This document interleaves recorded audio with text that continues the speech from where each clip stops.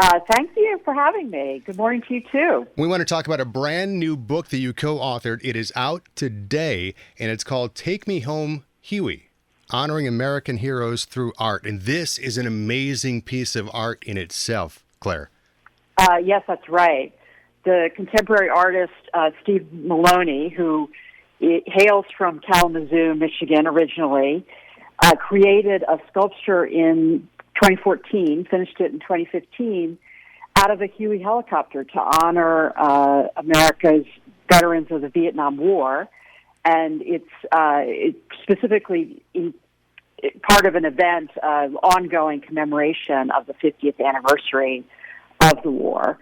And with that, he then turned it into a multimedia project. He did a documentary film and created a song for it, also called Take Me Home Huey, and then encapsulated the entire experience in a book in which we went on to research some of the phenomenon that Steve had witnessed, and also PTSD, because he was very interested in thanking veterans, but also providing a message of healing to those who are still suffering from PTSD. Yeah, and this is an incredible project that started, I think, small and then just seemed to get bigger and bigger and bigger and snowballed really into a lot of things.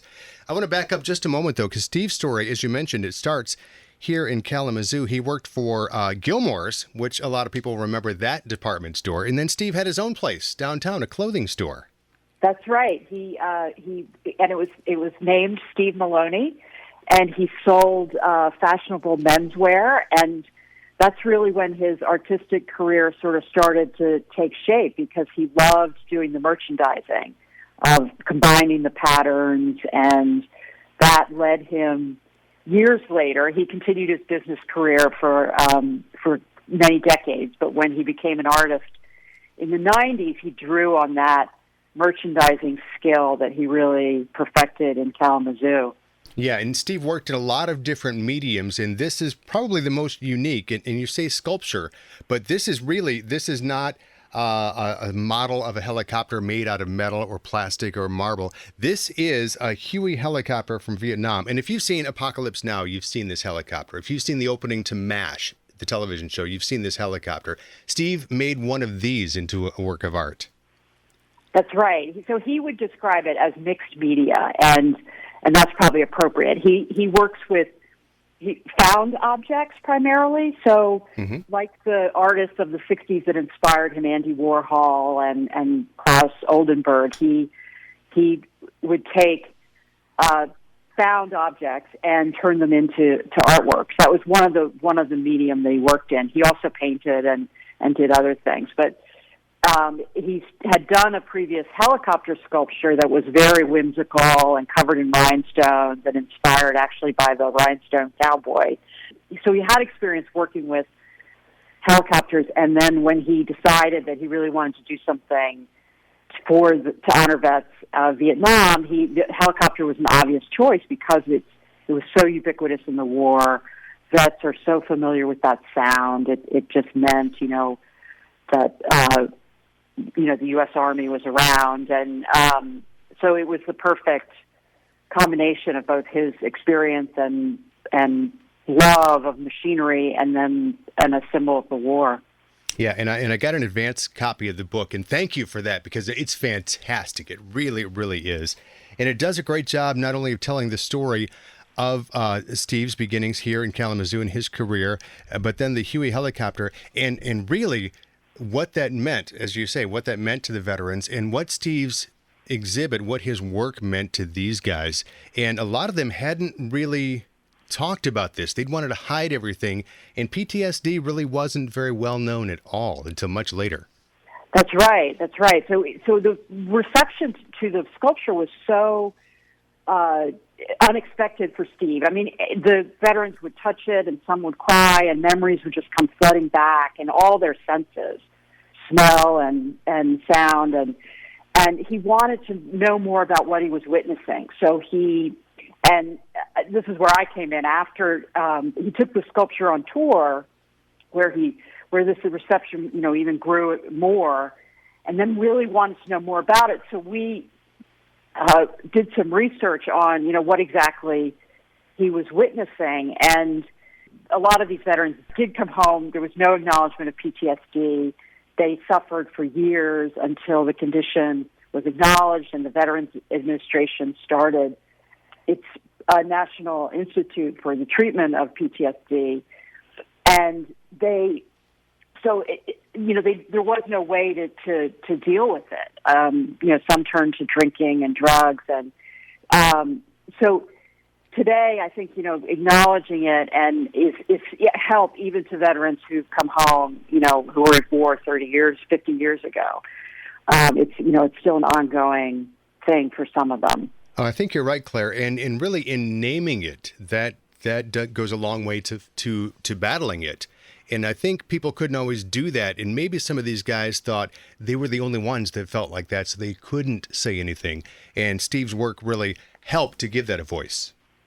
Yeah, I think so. I mean, there were vets who volunteered to help him with the tour and drive the Huey around. And one of them said that, he felt it was important just to reach one that day who had bottled up their experience and needed to let it out. And the fact that he was a vet of Vietnam and then the sculpture was there encouraged them to start talking. And then at every stop along the way, Steve did invite veterans groups to come, and so we had folks on hand who could offer immediate assistance to vets that were having issues with the VA. So that became, that was an ongoing part of the project as well, which we sum up in the book. And then we did a little more research, as I said, to flesh out like what exactly had happened to them with PTSD when they first came home and what help they got and didn't get. And, one of the lessons I found, I think Steve really knew this instinctively, but for me it was so eye-opening, that the reception that veterans get when they return can be vital in whether they transition healthfully back to society, or if they have deeper troubles like PTSD, or if their PTSD progresses. And so his statue is meant to say, or his sculpture is meant to say, thank you, welcome home. And that social support is so important, we now know, to veterans. And that, to me, realizing that, and I thought, well, here was an artist. He worked in contemporary art, and he did have experience in the military. He was in the National Guard in the early 60s. But he just knew he could help, and art could be this pathway. And I think it's a lesson for a lot of us that the social support that we can offer, we have something to offer too, probably. And, knowing that vets need that support when they come home is, I think, something for all of us to be aware of. Yeah, absolutely. And that's right there in the title of the book, too, Take Me Home Huey. And I guess we haven't mentioned yet, Claire, that a lot of times these helicopters were used as medical choppers to get in and pick up the wounded soldiers and to get them off the battlefield. And there's some incredible stories told in the book. In fact, you guys tracked down the actual pilots of this very helicopter. That's right. Steve had a group of veterans involved in restoring the helicopter, and they found the serial number, and from that, which is it's number 174, and they found out it was produced, in 67, and they could follow the history through, and they discovered that there was a gap in the service record right at the height of the Vietnam War in February 1969, and they dug, and they found that the helicopter had in fact been shot down. It was serving as a medevac with the 15th Medical Battalion, part of the 1st Cavalry Division, and it was shot down on Valentine's Day, 1969, and 3 of the 5-man crew survived, but 2 did not, sadly. So the sculpture is also a memorial to those 2 fallen men. Steve decided to include their names in the sculpture.